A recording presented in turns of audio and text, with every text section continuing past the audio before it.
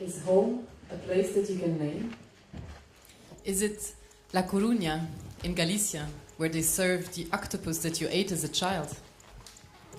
Is it Dresden, because there you feel that you can connect to the people, that they actually call you back and want to meet you and be with you, even when you're sick, and they don't want only the good sides of the relationship. They are also okay to share these ugly moments where you feel vulnerable and you just need someone to be next to you, and it actually feels kind of good to go through all these stages that are not always nice and pretty. Is it the forest near Paris that you escaped to when you needed to find yourself again? Or is home not related to any national borders anymore? Are we asking the right questions? Falk asked us to describe the place where we come from, but for many of the people in this group, home is not related to a physical space any longer. Can home be the suitcase that you are traveling with? The memories that you carry on with you? Can home be the language in which you can fully express yourself without feeling stupid or ashamed of your accent? Can home be the values that you stand for? The community that accepts you? Your family, your friends? Is home a place where we can connect, where we feel that we belong? Is home where we choose to be? Because, of course, we are very privileged to choose our home, but on the other hand, you have all these refugees who are also moving around, and the big difference here is choice. Where do I belong? Who do I refer to when I talk of I? Who am I? To whom or to what does this I belong?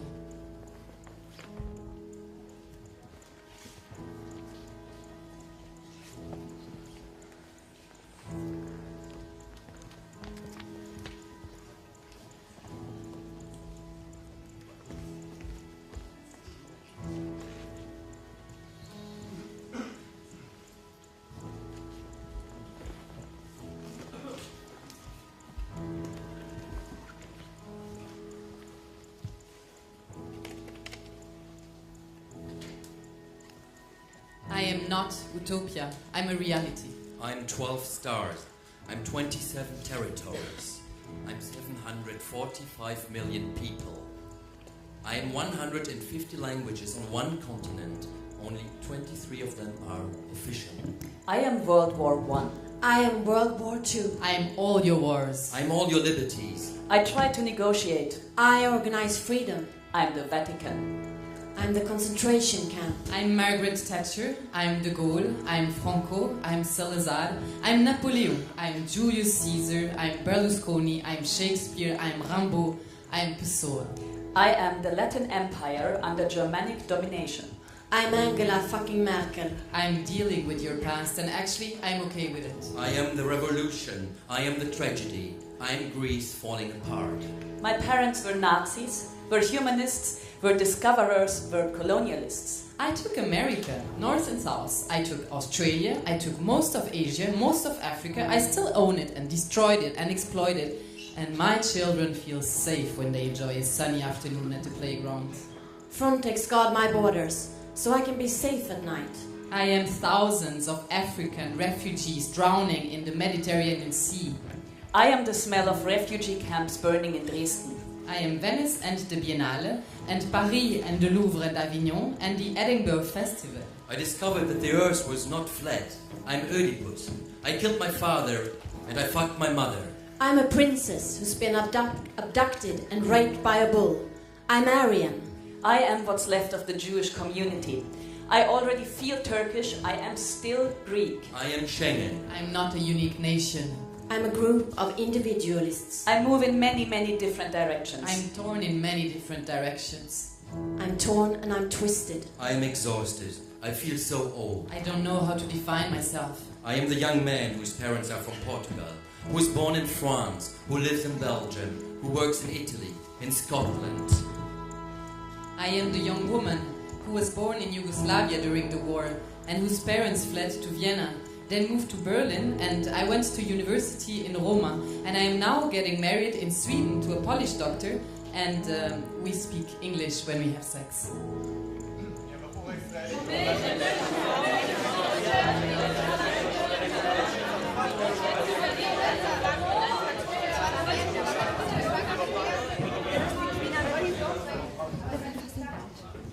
When I was 5 years old, my mother took me to the doctor because she thought my voice was too dark to be a little girl's.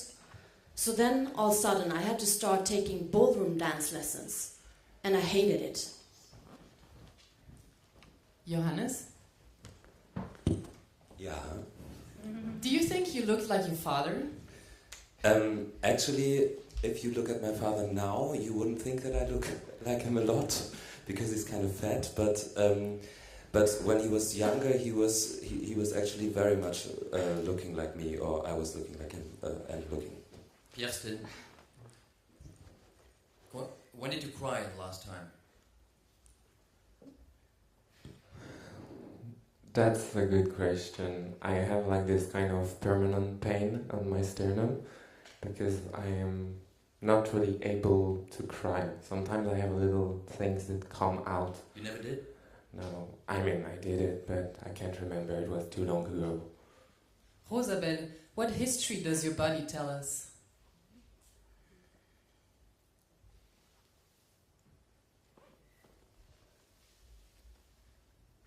Massimo, do you come from a religious family? Did, for example, the Vatican play an important role in your life? No, not at all.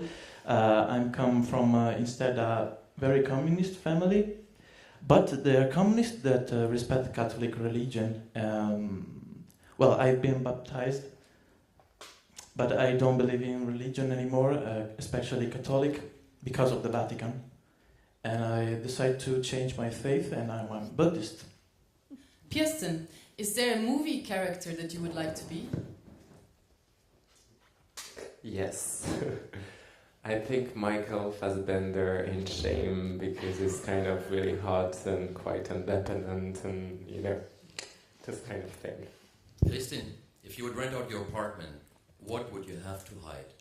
I would have to hide all my self-help books, and I would also have to hide my books about astrology and all my affirmations on the wall, like I love myself for the person I am, and I love my body.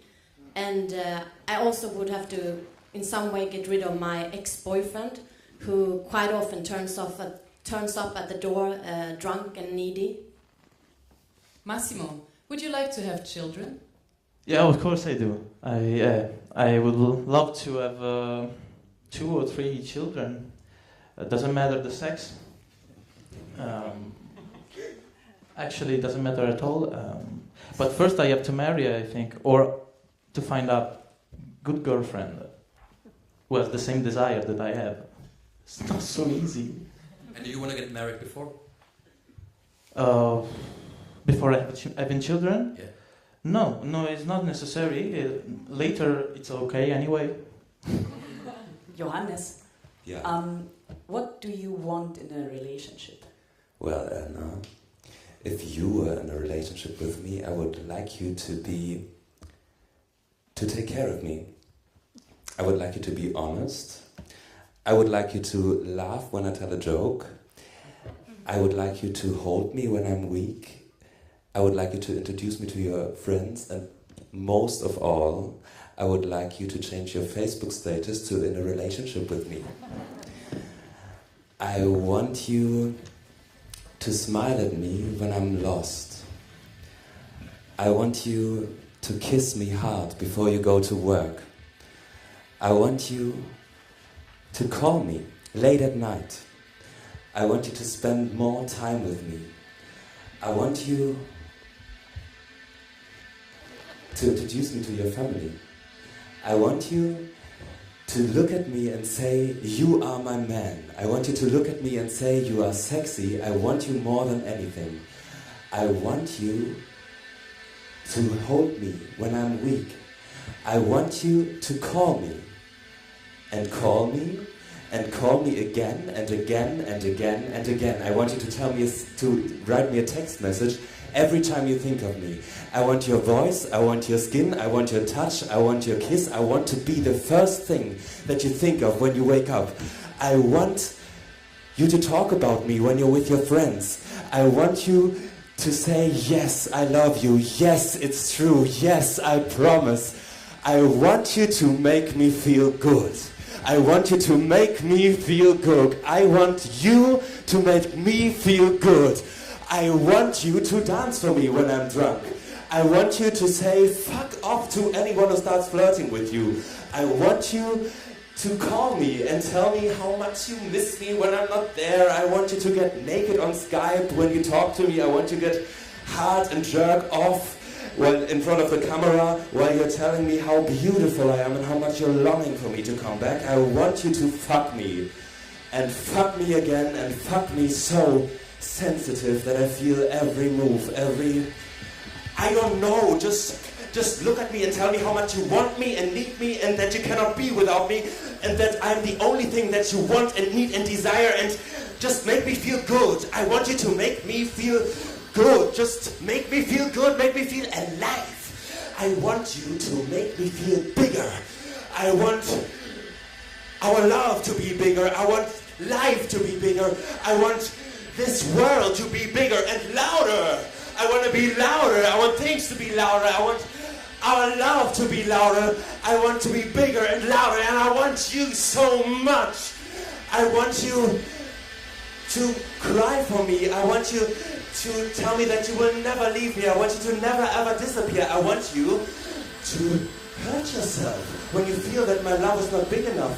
I want you to cry in my arms until I kiss you and fuck you and hit you and make you forget all the pain, all the... I want you to tell me that you need me and that you will never leave me. I want you to want me so much that you get scared and attack me and kick me right in the face. I want you. I want you more. I want you so much more. I want you so much. I want you so much. I'm losing my mind. And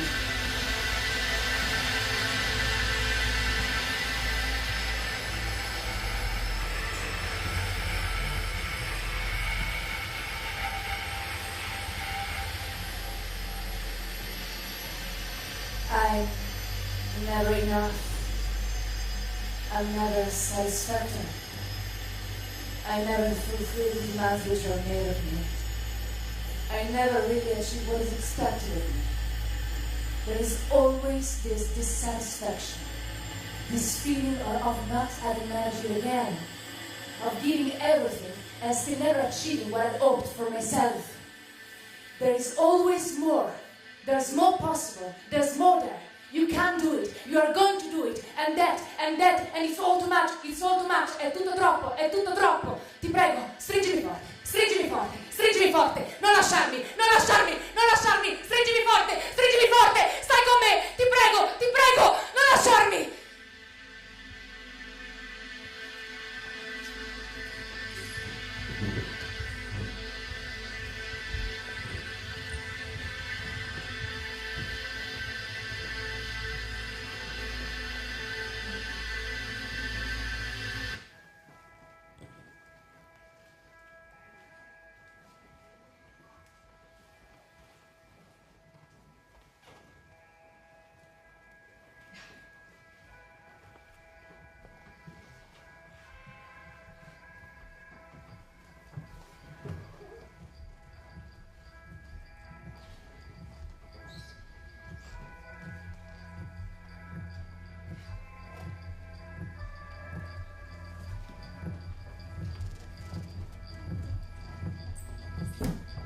I am not drunk right now, though I am finished.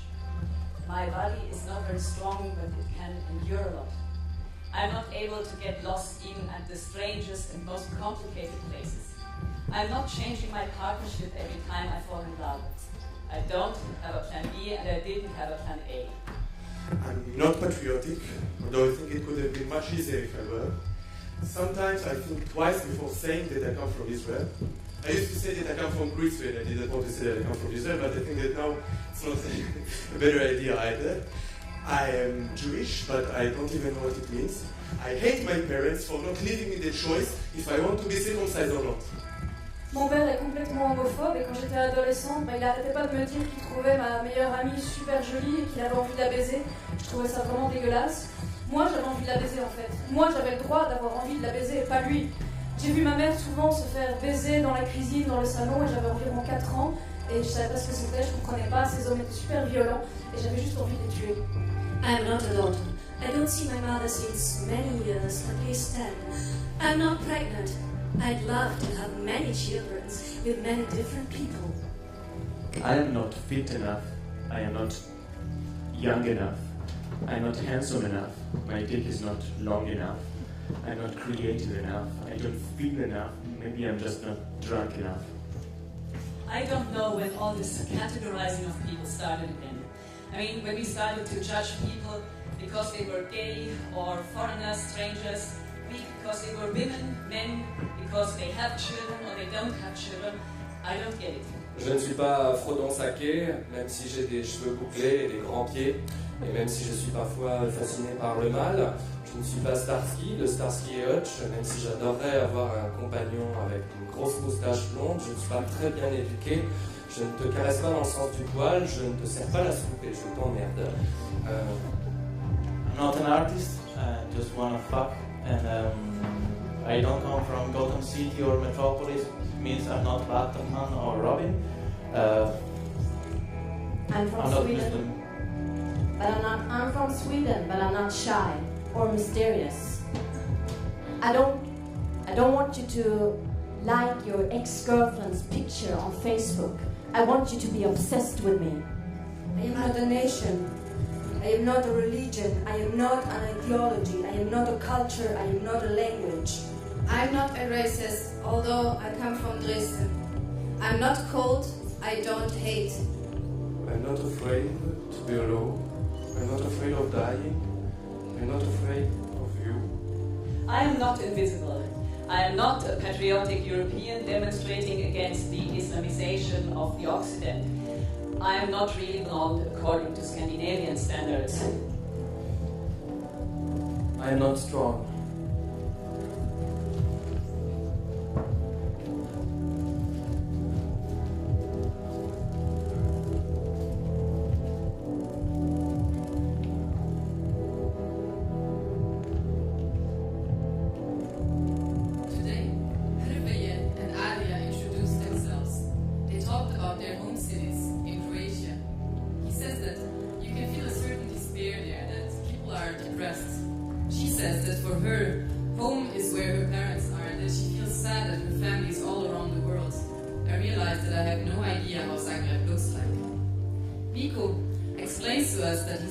Boyfriend wants children and he doesn't want them. And then there's this discussion between him and Gabriel, which leads to a bigger discussion on family and relationships. Christine says, me and my boyfriend, we could never live together. It would be World War every day, like in a drama from Lars Norén. Falk talks about the sociologist Sherry Turkle and about the concept of being alone together. We are together and alone at the same time, always connected with people that are not physically present and unable to connect with the people that are physically around us. Someone said that he feels disconnected all the time and that he's actually afraid of what's going to happen to us in the future. Niels says that this is also why groups like the Patriotic Europeans Against the Islamization of the Occident, PEGIDA, are becoming stronger. And this is happening everywhere in Europe. They profit from the fact that there is this emotional crisis and that so many people feel as if they don't belong anymore. Falk asks Gabriel if he's planning on becoming a father. Gabriel looks down to the floor and after some time he says yes, without adding any explanation. And since Gabriel is known to be gay, Falk then assumes that it is going to be a complex family system that involves more than two persons for conceiving or even parenting. Falk is actually right. Gabriel, his boyfriend Luca, and I, we are planning to write this very personal, non-fictional story about family. It's a family story, but sex doesn't play such an important part in it. I mean, it's not that sex doesn't play an important part in general in our lives. It is just that it is going to be a family story that people can relate to regardless of their sexual orientation.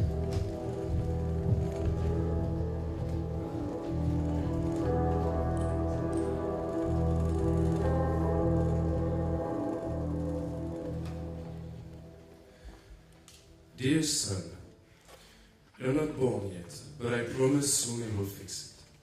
We still have to negotiate on the exact way how you come to this planet, but soon you will arrive, and we are all very excited.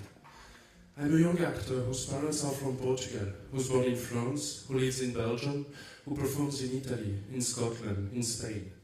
And I'm bringing you to this world with an Italian-Slovenian performer and a Belgian-German-Swiss writer-director. I'm writing to you in English because I don't know if you will speak French or Portuguese or Italian or German. Yeah, Dad is planning for you such a complicated family. You will love it. I'm in Venice. The city is very beautiful, but in a few years it will all be underwater because of the climate change. Yeah, we fucked up the climate, sorry. So maybe a lot of you will be gone by the time you are 25. So you better hurry up so you can see most of it before it's all gone. My parents never talked about politics, about art, about music, about sex, about identity, about gender, about love, about religion, about how to deal with loneliness, with fear, with society, with myself. But the world is changing really fast here right now. You will have to deal with it. Yeah, Daddy and his friends are planning such a complex world for you, and we all hope that you will love it.